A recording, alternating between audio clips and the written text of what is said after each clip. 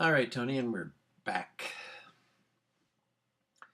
So, digesting this a bit, I am thinking that what we'll do right now is come and work on his right arm to cock it back and do that jaunty little pose he has with his hand on his hips there.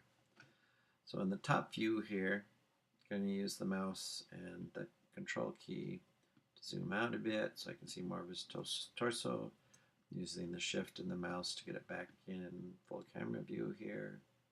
And I want to do control and zoom out a bit more. Excellent. Now let's go to edit mode, so hit tab. And then let's go down here to the tools and click face select.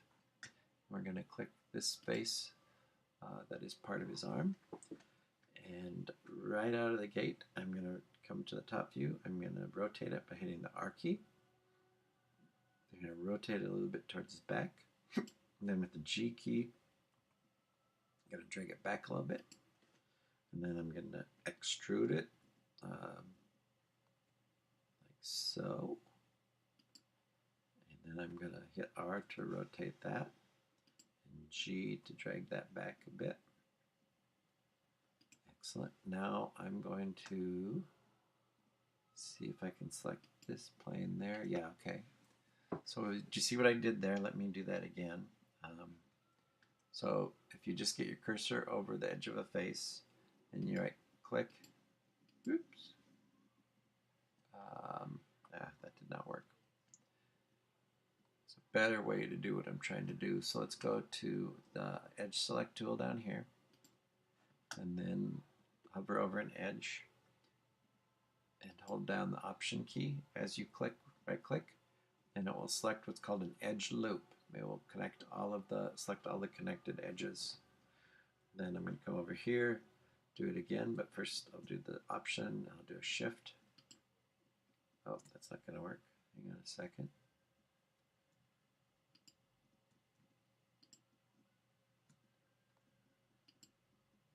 Interesting. Bear with me here, Ryan.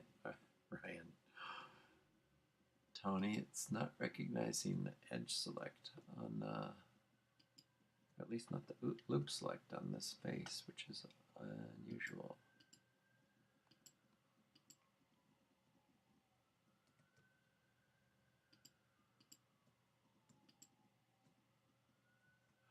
Okay.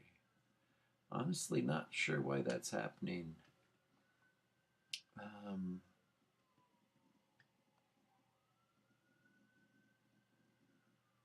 So in this instance,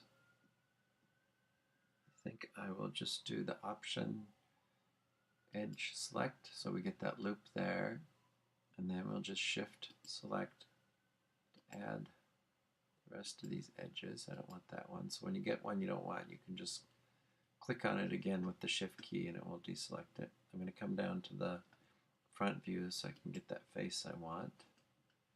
And come back here. It's going to be tricky to get this back when I want. So let's go to the ortho user view here at the top right and rotate it until we can see that edge, which is this edge right here. So now shift, right click, and we got all of them. So what I want to do now is come to the top view, so and I'm going to rotate so it's constrained via the top view, and rotate a bit, get that arm action back where I want it. I'm going to grab it here also, try and get it back a lot more like you've got it sketched, which I think we get it about right there. And then I'm going to A to deselect, tab to get rid of the cage and look at it in object view. Save here. Let's rotate around and see what we got going on here. So cool. So we got some action going on with that arm.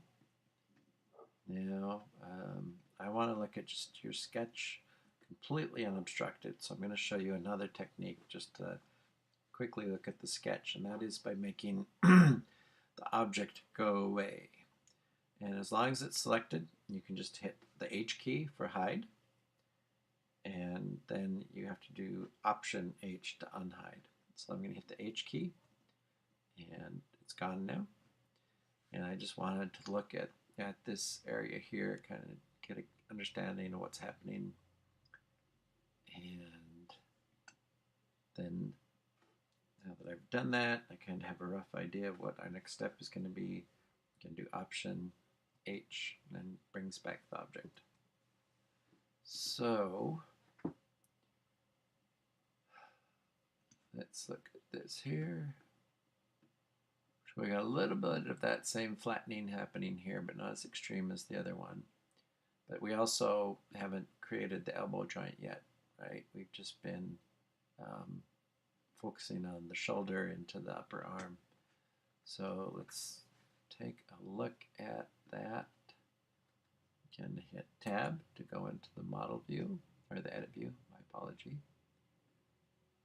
And what I want to do is go to Face Select, tool down here, and right click on that face that's the end of his right arm. And then in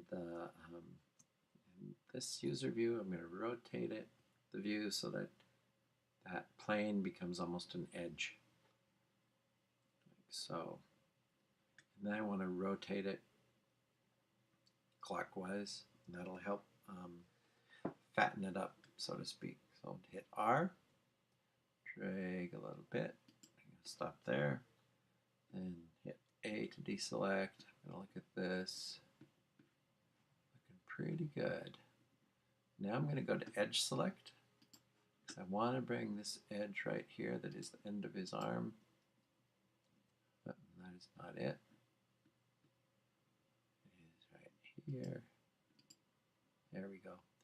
So that's, I can't remember if I told you this or not, but when you've got multiple vertices or edges or faces overlaying one another, and you go to click on one and it's not selected, you can then just click again in that same area and it will offer you an alternative selection if you didn't get the right one the first time.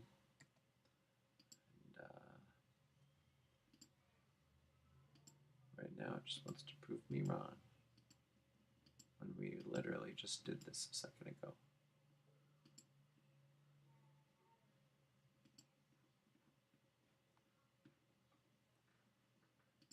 There we go. So as you see, it's not perfect. It takes some messing around with sometimes. So I'm going to now, I've rotated the view so I can kind of see the bottom of the character. And I'm just going to use the right arrow to drag this in a bit, like so. And then I'm going to rotate it, just that edge, clockwise a bit, just to change this shape so it's not so lozenge shaped, so it's rounder. So I'll hit R, and rotate a little bit. That's it. Hit A, Tab, go to Object Mode, and save here. Now let's see, what do we have? Okay, I'm seeing in the top view here, it seems there's some odd compression happening there. So I'm going to look at that in the back view here.